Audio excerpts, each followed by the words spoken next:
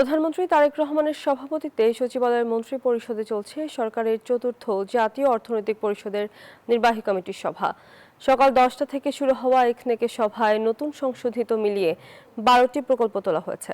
অবকাঠামো উন্নয়ন, পানি সম্পদ ব্যবস্থাপনা, স্বাস্থ্যসেবা, তথ্য প্রযুক্তি, স্থানীয় সরকার, বিদ্যুৎ, জ্বালানি ও সামাজিক নিরাপত্তা খাতকে গুরুত্ব দিয়ে প্রকল্প প্রস্তুত করেছে সংশ্লিষ্ট মন্ত্রণালয়গুলো। প্রধানমন্ত্রীর আসন্ন চীন সফরের আগেই 4,000 কোটি টাকা ব্যয়ে চট্টগ্রামের আনোয়ারায় চায়না অর্থনৈতিক জোন স্থাপন প্রকল্প অনুমোদন পেতে পারে এ সভায়। জাতীয় অর্থনৈতিক পরিষদের নির্বাহী কমিটির সভার বিষয়ে আরও জানাতে যুক্ত হচ্ছেন সহকর্মী মারুফা রহমান। মারুফা, বৈঠকে কয়টি প্রকল্প অনুমোদনের জন্য উপস্থাপন করা হয়েছে জানাবেন। এ পর্যন্ত আমরা যতদূর জানি 12টি প্রকল্প অনুমোদনের অপেক্ষায় আছে। আজকের এই সভায় সেগুলো নিয়ে আলোচনা হচ্ছে। এই 12টি প্রকল্পের মধ্যে অবকাঠামোগত উন্নয়ন, পানি সম্পদ ছাড়াও জ্বালানি এবং বিদ্যুৎ খাত, শিক্ষা, স্বাস্থ্য, কৃষি, এই বিষয়গুলো আসলে এই প্রকল্পের আওতায়, এই যে 12টি প্রকল্পের মধ্যে প্রাধান্য পাবে এবং একই সাথে সামাজিক উন্নয়ন বিষয়গুলোও থাকছে। এবং যেটি বলছিলাম এর আগে,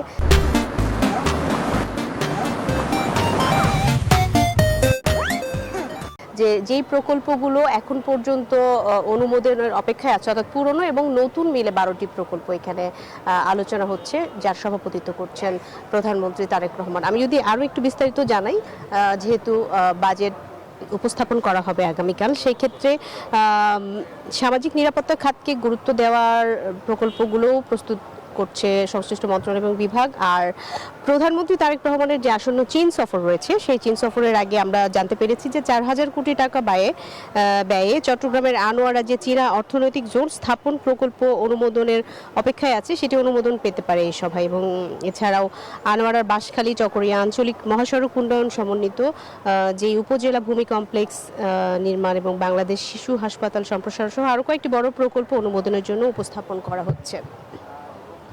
এছাড়াও আমরা কিন্তু তিস্তা ব্যারেজ, পদ্মা ব্যারেজ এবং পানি সম্পদ উন্নয়ন কেন্দ্রিক, অর্থাৎ কৃষির সাথে সম্পর্কিত যে প্রকল্পগুলো সেগুলোকে প্রাধান্য দেওয়া হবে। পরিবেশের সাথে সম্পর্কিত যে প্রকল্পগুলো সেগুলোকে প্রাধান্য দেওয়া হবে এবং একই সাথে খুব বড় মেগা প্রকল্প নয়, ব্যয় বৃদ্ধি কমিয়ে সাশ্রয়ীভাবে আসলে কতটাকে জনগণের সম্পদকে কাজে লাগানো যায় সেই দিকে আসলে গুরুত্ব আরোপ করছে এই সভা।